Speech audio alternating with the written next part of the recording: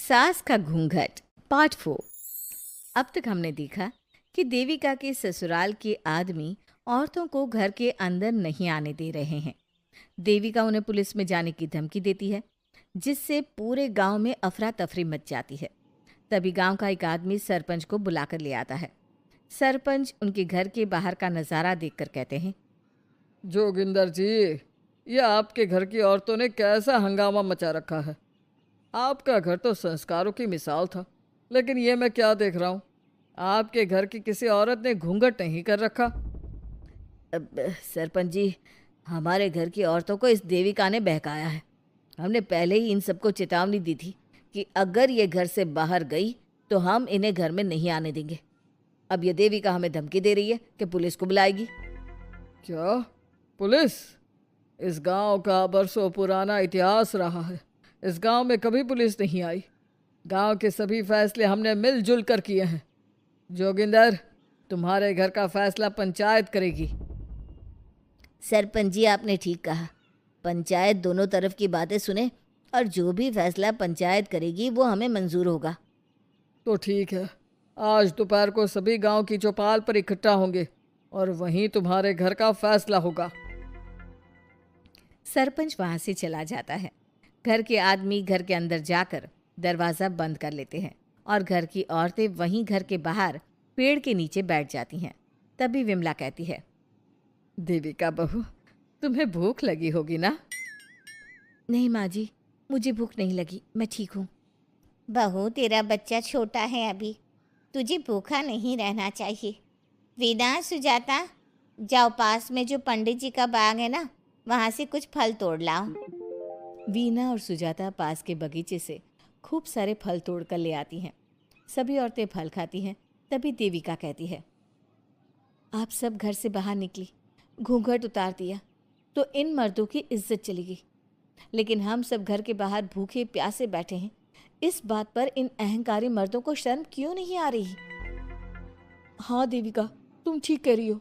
अगर हम मर भी जाए ना, तब भी इन मर्दों के लिए इनके बनाए गए नियम कानून ही अहम रहेंगे, हम नहीं। सुजाता भाभी, मुझे तो सबसे ज़्यादा सचिन पर गुस्सा आ रहा है। उसने मुझसे लव मैरिज की थी, क्या क्या वादे किए थे कि मेरा साथ कभी नहीं छोड़ेगा, और आज उसने मेरा साथ छोड़ दिया। अपने बच्चे को एक बार भी नहीं देखा उसने। देविका, वो शुरू से ही ना डरपोक रहा है, लेकिन इन सारी बातों को छोड़ो। मुझे तो इस बात की चिंता हो रही है कि पंचायत में न जाने क्या फैसला होगा। पता नहीं वो इंसाफ करेंगे भी या नहीं। वीना दीदी, आपको अभी भी पंचायत से इंसाफ मिलने की उम्मीद है? अगर इस गांव की पंचायत में सच में इंसाफ करने की भावना होती तो सरपंच जी अभी हमें घर के अंदर जाने देते। देखा नहीं कितना जहर उगल कर गए हैं हमारे खिलाफ। तो बहू, अब हम क्या करेंगे? पंचायत तो हमारे खिलाफ ही फैसला सुनाएगी। पहले तो हम अपनी सारी बातें रखेंगे। अगर ये लोग नहीं माने तो आपको वही करना होगा जो मैं कहूँगी। लेकिन एक बात आप याद रखना, किसी भी सूरत में हम झुकेंगे नहीं, क्योंकि हम सही हैं। देविका सभी औरतों को समझा रही थी। तभी वहाँ एक गांव वाला आता है। आप सभी को पंचायत में बुलाया है। उस गांव वाले की बात सुनकर सभी औरतें पंचायत में पहुंचती हैं।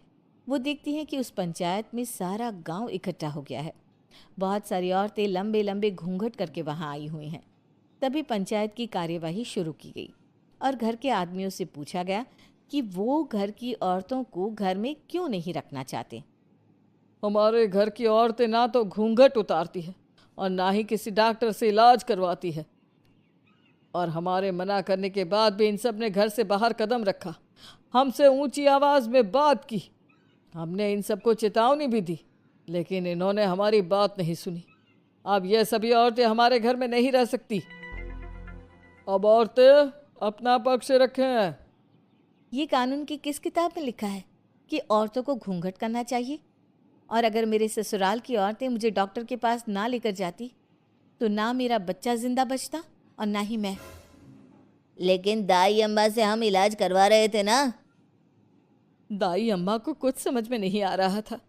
देविका का इलाज दाई अम्मा के बस की बात नहीं थी।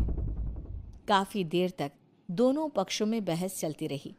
दोनों एक दूसरे पर आरोप प्रत्यारोप लगाते रहे, लेकिन दोनों पक्षों की बात सुनने के बाद पंचायत ने जो फैसला लिया उसके लिए तो देविका पहले से ही तैयार थी। दोनों पक्षों की बात सुनने के बाद पंचायत ने यह फैसला किया है कि सारी गलती महिलाओं की है।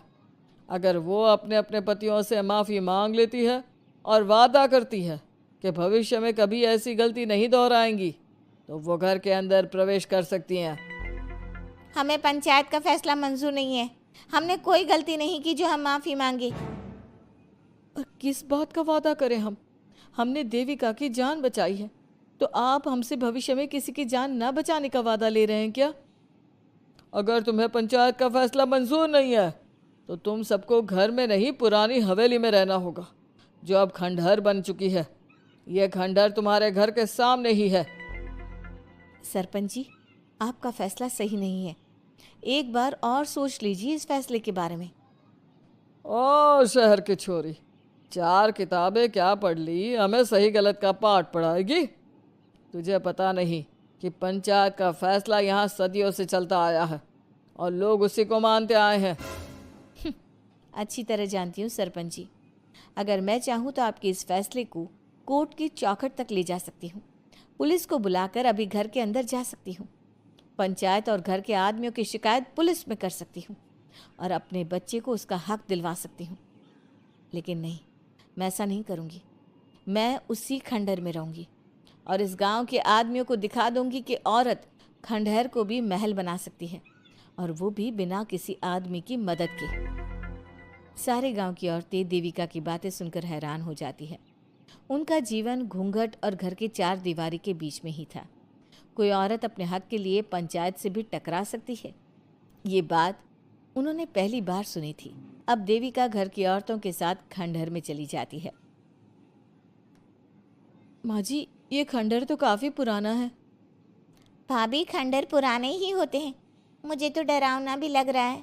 मैं डर की वजह से कभी इस खंडहर के आसपास भी नहीं आई, लेकिन मुझे क्या पता था कि एक दिन इसी में रहना पड़ेगा। ये तो टूटा फूटा भी पड़ा है। माँ जी, एक काम करते हैं, ये खंडहर तो काफ़ी बड़ा है, इसलिए एक हिस्से की साफ सफाई करके उसे ही रहने लायक बना देते हैं। बाद में धीरे धीरे पूरा खंडहर ठीक कर लेंगे। हाँ बहू, तुम ठीक कह रही हो। विमला भाभी और मैं इस खंडहर के टूटे हुए हिस्सों पर मिट्टी और ईंटें लगा देते हैं। सुजाता और वीना, तुम साफ सफाई कर लो। सभी औरतें मिलकर खंडहर के एक हिस्से को सुधारना शुरू कर देती है और काफ़ी देर तक मेहनत करने के बाद वो उस हिस्से को काफ़ी हद तक अच्छा कर लेती हैं। और इसी तरह रात हो जाती है। सभी औरतें बैठकर बात करती है। माँ, हमने इस खंडहर को घर तो बना दिया है, लेकिन ये घर चलेगा कैसे? हाँ माँ जी, मैं भी यही सोच रही हूँ। और हम सब तो बड़े हैं, गर्मी सर्दी भूख कुछ भी आसानी से बर्दाश्त कर सकते हैं, लेकिन देविका का बेटा बहुत छोटा है, उसे तो हमें अच्छी तरह से पालना होगा ना। मैं भी यही सोच रही हूँ कि आगे हमें क्या करना चाहिए। कम्मू और मैं मिलकर मिट्टी का चूल्हा और मिट्टी के बर्तन बना देते हैं। कुछ दिन के लिए खाने का इंतज़ाम भी हो जाएगा, क्योंकि यहाँ पर खेत और बाग बगीचे आसपास ही हैं, कहीं से कुछ भी ले सकते हैं। पहले आप मुझे ये बताइए कि आप सब लोगों को आता क्या है? मतलब कोई ऐसा काम जिसका आपको शौक हो, जो आपने बचपन से किया हो। बहू, तेरे दिमाग में चल क्या रहा है? माँ जी, बहुत कुछ चल रहा है। बस अब हमारा सारा ध्यान इस बात पर होना चाहिए कि हम अपने लिए अच्छे से अच्छा क्या काम कर सकते हैं। आप सब हिम्मत से और समझदारी से काम लो, फिर देखना हम इस खंडहर को भी महल बना देंगे। इसके लिए सबसे पहले हमें आत्मनिर्भर बनना होगा। देविका सभी को समझा रही थी, तभी उसका बेटा रोने लगा। उसने अपने बेटे को गोद में उठाया और उसे चुप कराने लगी। अब देविका के सामने सबसे बड़ी चुनौती थी कि वो किस तरह से ससुराल की औरतों को आत्मनिर्भर बनाए और किस तरह से अपना घर चलाए। हमारे प्यारे दर्शकों, अब आप बताइए, देविका और घर की सभी औरतों ने अपने पतियों से माफ़ी ना मांगकर सही किया या गलत? क्या उनका खंडहर में रहने का फैसला सही था? अब देविका को क्या कदम उठाना चाहिए, हमें कमेंट में ज़रूर बताना। हमारी कहानी को लाइक, शेयर और चैनल को सब्सक्राइब करना मत भूलना।